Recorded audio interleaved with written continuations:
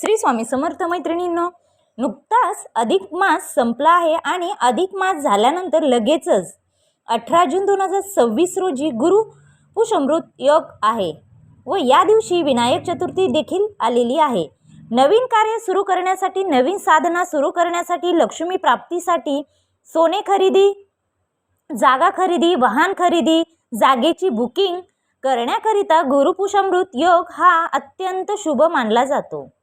आपल्या घरातील लक्ष्मी माता स्थिर राहण्यासाठी गुरु पुष्यमृत योगावरती विशिष्ट पूजा, मंत्र, साधना तसेच काही लक्ष्मीकारक उपाय आपण करत असतो। 18 जून 2026 रोजी गुरु पुष्यमृत योगाचा मुहूर्त काय आहे, या दिवशी आपल्या घरामध्ये पूजा कशी करावी, कोणते लक्ष्मीकारक उपाय करावेत आणि गुरु स्वामी महाराज यांची कोणती सेवा करावी, अशी सर्व माहिती या आजच्या व्हिडिओमध्ये पाहणार आहोत। आपण जर नवीन असाल तर लगेच लाईक करा, शेअर करा, सबस्क्राईब करा आणि बेल आयकॉन बटन लगेच प्रेस करा। कमेंट्समध्ये नक्की लिहा श्री स्वामी समर्थ, श्री स्वामी समर्थ। आता मुहूर्त काय आहे? सूर्योदयापासून म्हणजेच सकाळी 6:04 सुरू होईल आणि सकाळी 11:32 गुरु पुष्यमृत योग संपणार आहे।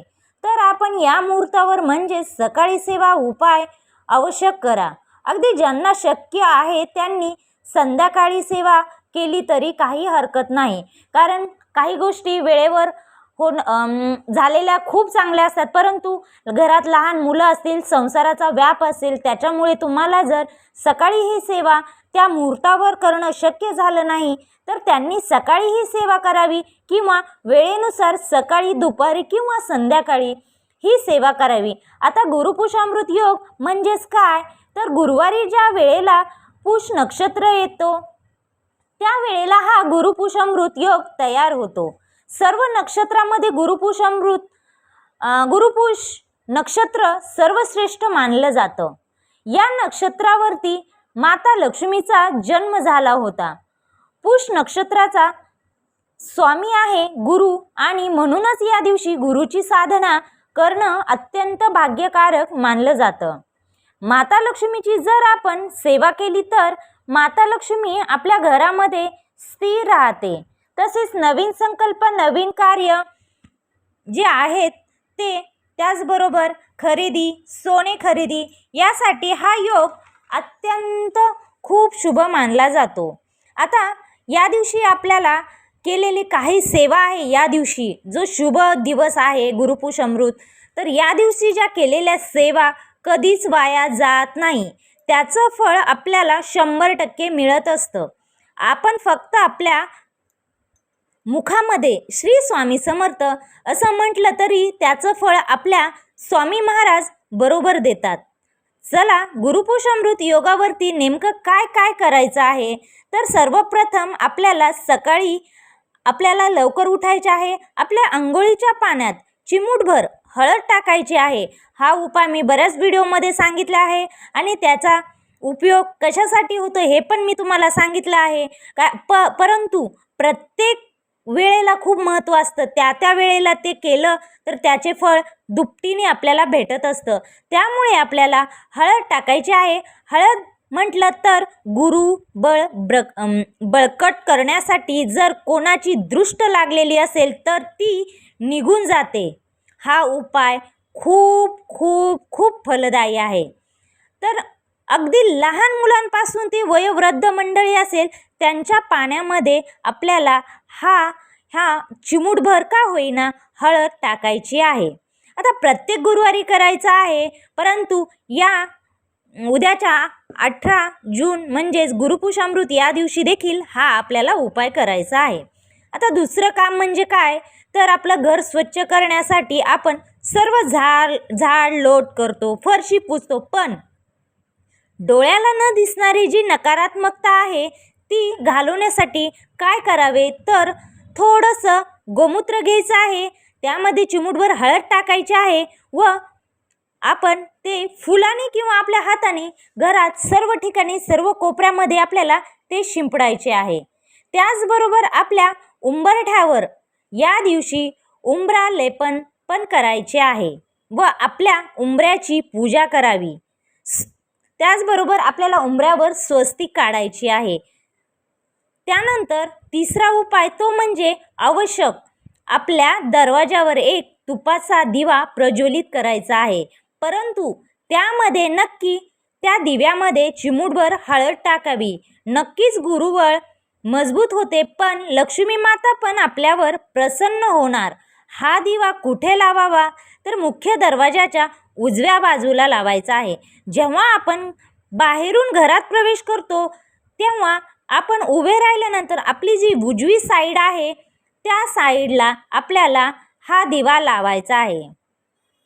तुम्ही लक्षात ठेवा, प्रवेश करताना आता उजवी बाजू असेल तो दिवा लावायचा आहे. त्यानंतर ते म्हणजेच न चुकता आपल्याला सूर्याला अर्घ्य द्यायचे आहेत. आपण नेहमी रोज अर्घ्य देत असाल, परंतु तुम्ही जर या दिवशी दिले तर त्याचे तुम्हाला फळ अधिक पटीने भेटणार आहे. शुभ मुहूर्तावर अर्घ्य द्यावे. त्यानंतर आपल्याला घरामध्ये स्वस्तिक काढायचे आहे.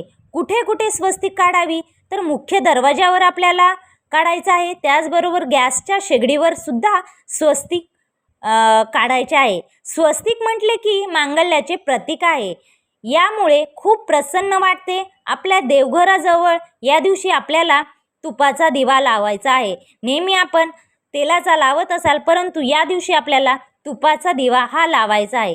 तो दिवा लावताना आपल्याला लाल रंगाचा जो कलावा असतो तो वात म्हणून आपल्याला वापर करायचा आहे. आणि तो का तर लक्ष्मी प्राप्तीची सेवा होते.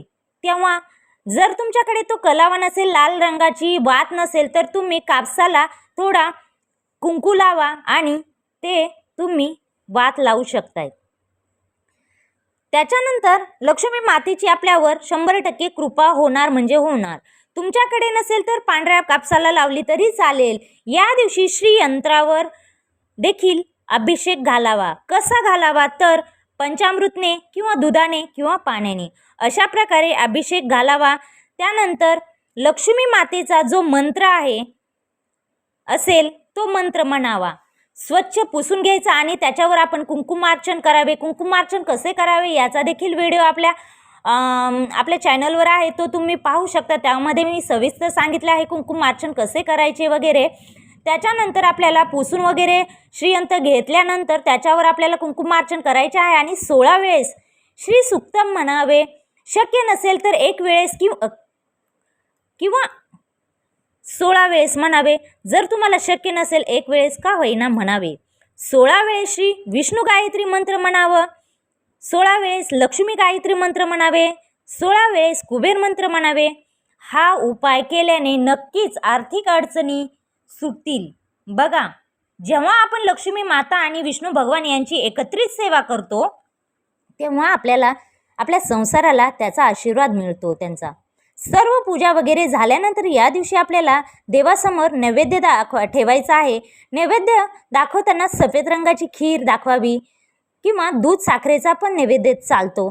तर या दिवशी तुळशीला देखील आपल्याला तुळशीची देखील सेवा करायची आणि या दिवशी ही सेवा केलेली अधिक पटीने आपल्याला त्याचे फळ भेटणार आहे. तर ती सेवा कोणती आहे तर आपल्याला कच्चे दूध घ्यायचे आहे आणि ते तुळशी मातेला अर्पण करायचे आहे. याने काय होतं, गुरुवारी कच्चे दूध जर तुळशी मातेला अर्पण केले तर घरातील आर्थिक कोणती पण तुमची अडचण असेल ती तुमची आर्थिक अडचण संपून जाईल.